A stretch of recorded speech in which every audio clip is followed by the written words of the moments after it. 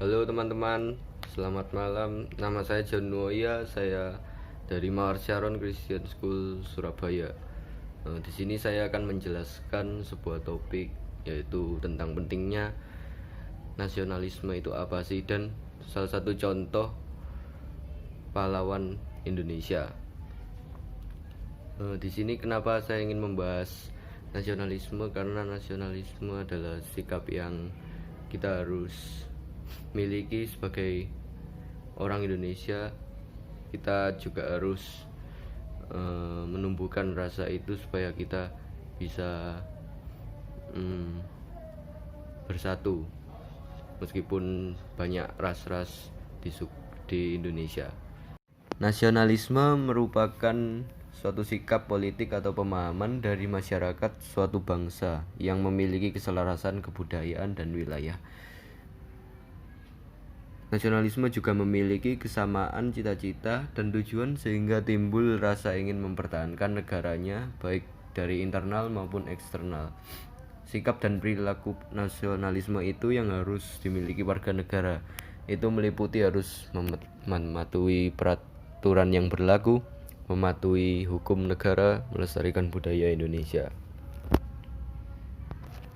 Nah, di sini saya mengambil contoh pahlawan Indonesia, yaitu yang kita kerap sering panggil R.A. Kartini, atau nama kepanjangannya yaitu Raden Ajeng Kartini Djojo Adiningrat. Beliau merupakan kelahiran pada tanggal 21 April 1879 di Mayong, Jepara, Jawa Tengah. Ayahnya bernama Raden Mas Adipati Aryo Sosroningrat yang merupakan seorang bupati Jepara. Kartini adalah keturunan Ningrat. Hal ini biasa dilihat dari silsilah keluarganya. Kartini adalah putri dari istri pertama tetapi bukan istri utama. Ibunya bernama M.A. Ngasirah yang merupakan putri dari Nyai Haji Siti Aminah dan Kiai Haji Madirono yang merupakan seorang guru agama di Telukawur, Jepara. Dari sisi ayahnya, silsilah Kartini dapat dilacak sampai Hamengkubuwono VI. Ia berjuang rela berkorban menyamakan hak kaum wanita dengan kaum pria, mendapat perlakuan yang sederajat. Ia ingin kalau wanita itu tidak hanya sebagai rendahan. Ketika zaman dulu wanita hanya untuk membantu rumah tangga dan juga mengurus anak, tapi beliau ingin menggantikan itu karena wanita juga memiliki hak.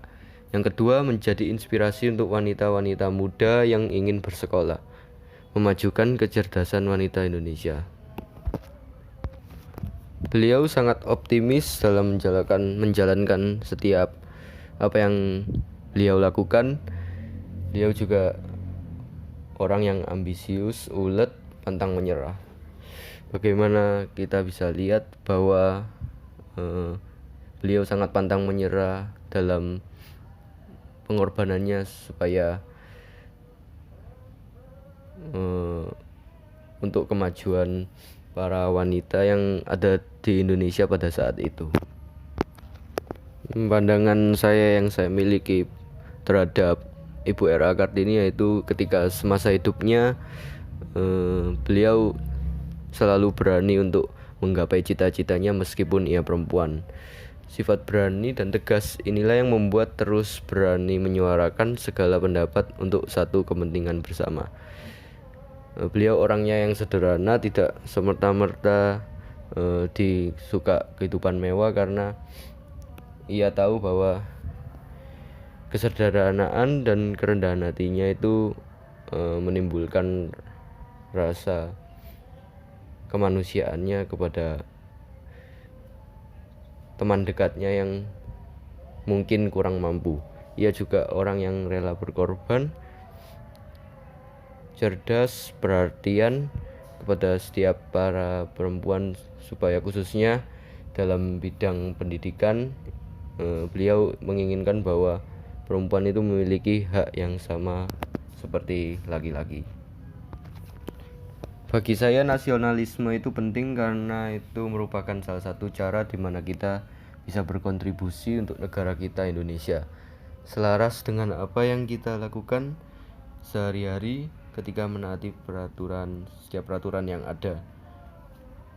Dan juga nilai sikap persatuan yang sangat penting bagi kita, karena Indonesia adalah negara yang kaya akan ras dan sukunya. Kita harus bersatu dan juga bisa saling memahami satu dengan yang lain.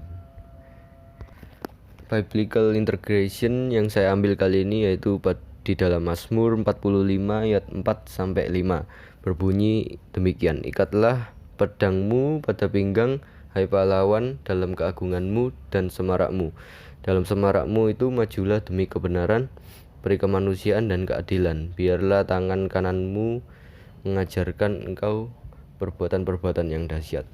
Jadi yang dapat kita ambil dari ayat Alkitab hari ini, bahwa kita harus bisa menjadi contoh bagi banyak orang. Meskipun kita bukan pahlawan, tapi kita harus memiliki daya juang, keberanian yang besar demi menjadi berkat bagi banyak orang. Sekian, terima kasih. Apabila ada pengucapan kata yang salah, mohon dimaafkan.